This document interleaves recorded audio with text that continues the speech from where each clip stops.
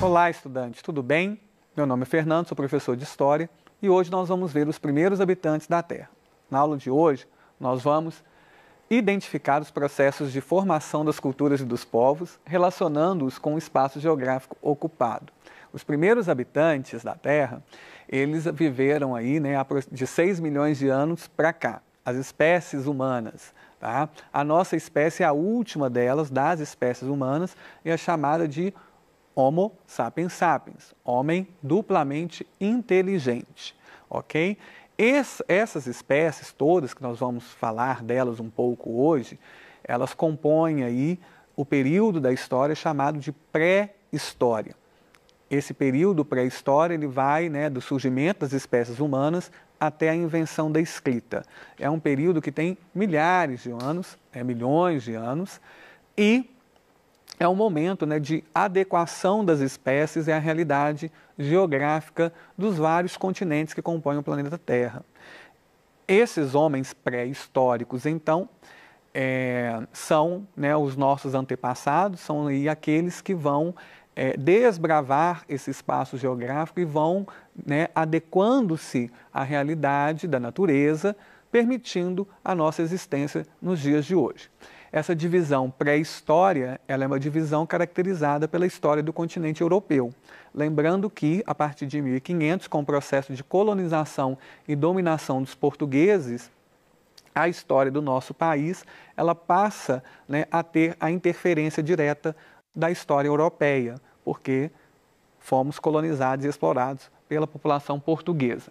Bom, os primeiros seres humanos existentes no planeta Terra são, no senso comum, chamados de homens pré-históricos. O modo de vida deles era bem diferente do modo de vida de hoje, e aí então nós vamos ver como que era esse modo de vida. As cavernas serviam de habitação e as pessoas viviam em pequenos grupos.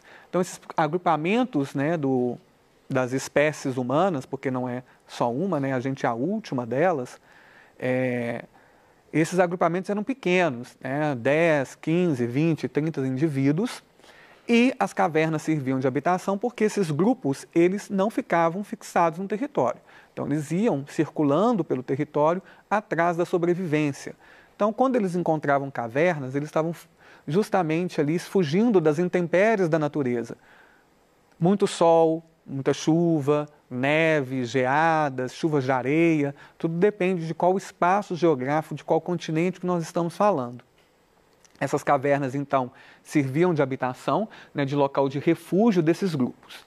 Os primeiros habitantes, eles alimentavam-se de frutas, raízes, animais e ainda desconheciam o fogo.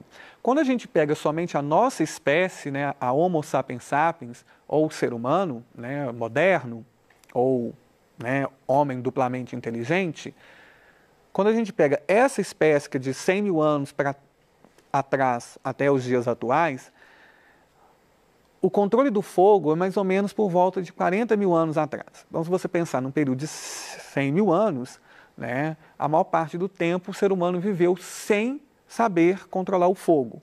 Então, nada que é feito com fogo hoje era feito por esse agrupamento antes da descoberta do fogo.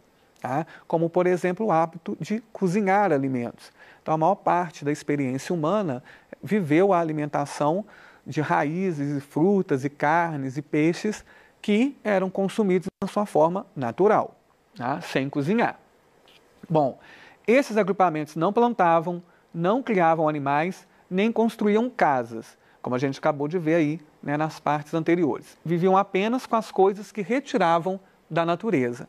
Então, esse processo de nomadismo, que é o processo de ir circulando nos territórios, atrás da alimentação, atrás da caça, da coleta de frutas, raízes, faz parte do maior tempo da existência da espécie que nós pertencemos, a Homo sapiens sapiens. E com esse cotidiano de vivência desses grupos e ao circular pelos territórios, é que esses grupos irão então aprendendo a desenhar, que aí a gente tem as pinturas rupestres, que é o hábito de fazer o registro em rochas, né, do cotidiano. Então a gente tem pinturas rupestres que demonstram, né, que aqueles grupos eles caçavam, que eles coletavam, que eles pescavam. Algumas pinturas rupestres já trazem, né, que aquele agrupamento tinha criação de animais. Algumas pinturas mostram danças ritualísticas, alguma relação espiritual com algum elemento. Então depende, né, da produção da pintura e aonde essa pintura ocorreu e o momento que ela ocorreu, né, no espaço-tempo. Então, além, né, de desenhar, que a gente chama, né, de pinturas rupestres, a gente também tem, né, esses grupos vão desenvolvendo fala, esses grupos vão plantando, né, para poder fixar mais tempo no mesmo território. Com isso, né, a necessidade de fixar no território, eles vão construir moradias com madeira, com restante de carcaças de grandes animais, com peles, usando cavernas também como, né, um suporte para a construção dessas moradias, vão desenvolvendo ferramentas e muitas outras coisas que vão facilitando o dia a dia desse grupo. Então, a partir do momento que esses grupos vão ficando cada vez mais no mesmo território, eles precisam, por exemplo, de mecanismos de armazenamento da alimentação. Então, eles começam a desenvolver cerâmica, eles começam a desenvolver cestos, tá? Começam a desenvolver também ferramentas para caça, ferramentas para coleta de frutos, para coleta de raízes, para o plantio. Então, todos esses instrumentos que são utilizados ali no dia a dia, eles vão ser desenvolvidos a partir da necessidade que esses grupos vão vendo que eles precisam. A cerâmica, por exemplo, até mesmo para o armazenamento de água, para não ter a necessidade de ir buscar água, né, em algum leito de rio, né, algum córrego, alguma lagoa, com tanta frequência. Então, você levar a cerâmica, enchê-la, né, trazer até o acampamento desse grupo, isso facilitava também a fixação do grupo num determinado local, né, para a sobrevivência. Bom, então, aqui a gente tem, né, o processo evolucionário das espécies humanas. Começamos, né, com os australopitecos. Então aqui a gente tem, né, os australopitecos e aqui a gente já vai para o gênero Homo, quando chegamos até nós, última espécie, Homo sapiens sapiens. Tá? Lá na biologia a gente tem, né, a divisão dos reinos, depois dentro dos reinos a gente tem os filos, dentro dos filos a gente tem as classes, as ordens, né, chegamos às famílias, e aí depois os gêneros e as espécies. Então aqui, Australopithecus, né, são gêneros, temos, por exemplo, Australopithecus afarensis, Australopithecus africanos. Então são duas espécies do gênero Australopithecus. No gênero Homo, a gente tem o Homo erectus, que é uma espécie, a gente tem o Homo habilis, que é outra espécie, a gente tem o homem de Neandertal, né, Homo neanderthalensis, que é outra espécie, temos a Homo sapiens sapiens, que é a nossa espécie. A Homo sapiens sapiens é uma espécie que, né, ocupa todos os espaços geográficos do planeta, né, todos os continentes, e na ocupação ela vai adquirindo características fenotípicas, né, o chamado fenótipo, que é a manifestação das características genéticas. Então nós temos as características negroides, que são as características africanas, temos as características mongoloides, ou características asiáticas, temos as características caucasianas, ou europeias, e temos ali, não aparece também, as características dravidianas, ou pele cinza, ou, né, população do subcontinente indiano. Então, são as manifestações externas da genética humana adaptada a cada um dos espaços geográficos, a cada um dos continentes. Tá? Mais para frente a gente fala novamente sobre essas questões das características. Tá? Na próxima imagem a gente tem aqui também, né, o processo evolutivo, todos eles aqui são da ordem dos primatas, mas aí, né, temos diferenças familiares, diferenças de gênero e diferentes espécies aqui também. Né? A nossa espécie está aqui no final, mostrando, né, que no reino animal a gente, né, vai no processo evolutivo, tendo aí adaptação ao meio, as espécies vão se adaptando e aí vão evoluindo e vão dando origem a novas espécies também. Bom, Aqui nós temos, né, uma fala, né, sobre essa experiência de vida dos primeiros habitantes do planeta Terra. Por milênios, o homem foi caçador.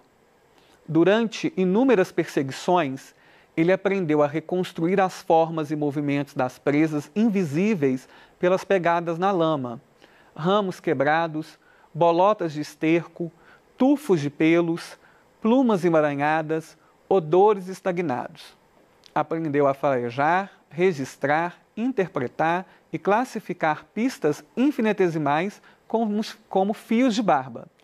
Aprendeu a fazer operações mentais complexas com rapidez fulminante no interior de um denso bosque ou numa clareira cheia de ciladas. Olha, então este relato está mostrando o quê? Como que o ser humano ele foi se adequando à necessidade de sobreviver no espaço geográfico.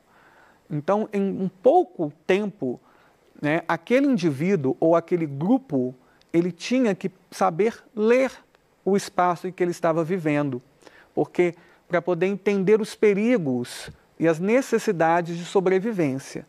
Então, aquele grupamento ali que está, né, andando num determinado local, ele tem que saber ler todas essas pistas que estão descritas aqui como forma de entender se aquele local que eles estão é um local em que eles vão ter muita caça, ou é um local em que eles vão ter dificuldade de ter, né, o acesso à carne de animais, se é um local em que os animais que estão ali apresentam algum tipo de ameaça à existência do grupo, ok? Se aqueles animais que estão ali são sadios, se eles, né, o tipo de animal, né, o tipo de pista deixada pela passagem desses animais, se eles estão longe demais, se eles vão ter que caminhar muito tempo. Então, essa leitura da experiência, né, dentro do espaço geográfico era extremamente importante para o ser humano conseguir sobreviver nesses primeiros tempos, ok? Então, esse relato,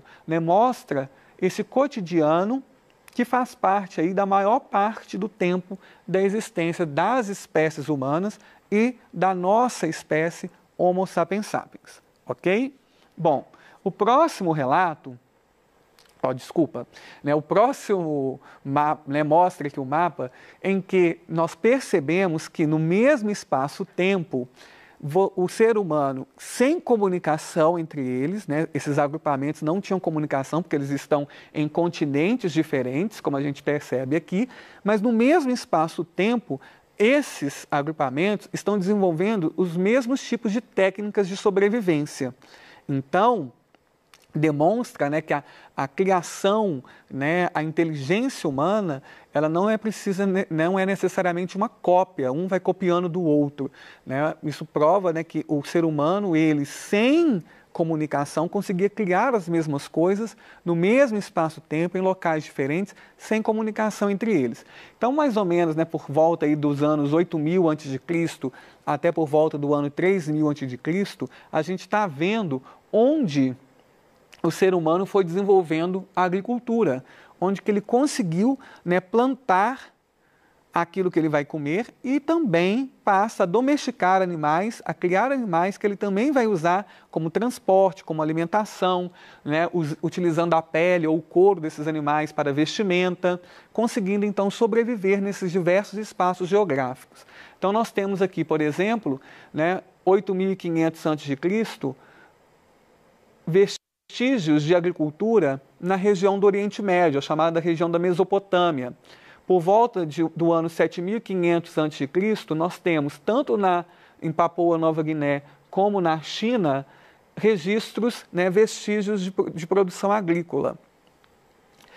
5.000 a.C., registros de agricultura na África subsaariana e 3.500, 2.500 a.C., aqui, né, nos Estados Unidos, né, no hoje Estados Unidos, no Vale Central do México, na região da Amazônia e no altiplano peruano, né, na Cordilheira dos Andes, registro de agricultura e criação de animais na América, mostrando que esses povos que não têm contato entre eles, eles estão desenvolvendo as mesmas técnicas de sobrevivência. Né? Então, é a inteligência humana a serviço da sobrevivência, sem a necessidade de estarem em comunicação com outros, eles não estão copiando um dos outros. Bom, e aqui então a gente tem um outro relato, né, sobre essa questão da sobrevivência, né, sobre essa questão da vida desses povos, né, nos primeiros tempos aí de habitação do ser humano no planeta. Diz o seguinte: a dieta e hábitos pré-históricos eram mais saudáveis, segundo o médico, nutricionista e pesquisador em pré-história Gilles Deleuc. Ele diz que, durante mais de 95% da nossa história, nos alimentamos principalmente de caça, peixe e plantas selvagens. Fomos programados geneticamente assim e fisiologicamente permanecemos os mesmos, diz Deleuc. O exame de saúde de um homem pré-histórico só pode ser feito nos ossos. É impossível saber se eles morriam de infartos ou diabetes, pois não sobrou nenhuma parte mole. Há sinais de artrite e reumatismo, mas nenhum traço de câncer ou cáries, diz a arqueozoóloga Marilène Patou-Matisse. Bom, nesse relato aqui, né, tem mais um pedacinho, nesse relato ele está dizendo que, olha, do tempo de existência do ser humano, mais de 95% da existência da nossa espécie em tempo, o ser humano foi caçador-coletor. Né, ele tinha um tipo de alimentação. E com a Revolução Agrícola, né, com o hábito de plantar e de domesticar, criar os animais, essa alimentação ela foi modificando. E nesse processo de modificação da alimentação, nós fomos desenvolvendo novos hábitos, fomos nos alimentando de outras coisas e, consequentemente, também foram aparecendo algumas mazelas, algumas doenças vinculadas a esses novos hábitos, mas que por 95% do tempo de existência da nossa espécie, nós vivemos, né, com um tipo de alimentação, o nosso corpo está programado para um tipo de alimentação que não é o tipo de alimentação que nós temos nos dias atuais, né, porque durante 95% do tempo da existência da espécie Homo sapiens sapiens, a alimentação era de caça, peixes e plantas selvagens, sem, né, cozinhar, né, sem o consumo de gordura, sem o consumo de alimentos industrializados, né, processados, né, e alguns produtos também que a gente não utilizava, como soja, por exemplo. Tá? Então aí, né, o Deleuc conclui esse texto dizendo que é só a partir do Neolítico, há 10 mil anos, ou seja, com a Revolução Agrícola, com o início das plantações e da criação de animais, que começamos a criar animais gordos e cultivar cereais.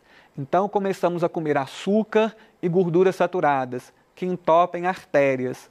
Nesse período começamos a nos tornar sedentários, a fixar no mesmo espaço, né, a não, né, sair movimentando atrás da alimentação, atrás da sobrevivência. É o começo da história do infarto e dos derrames cerebrais, diz Deleuc.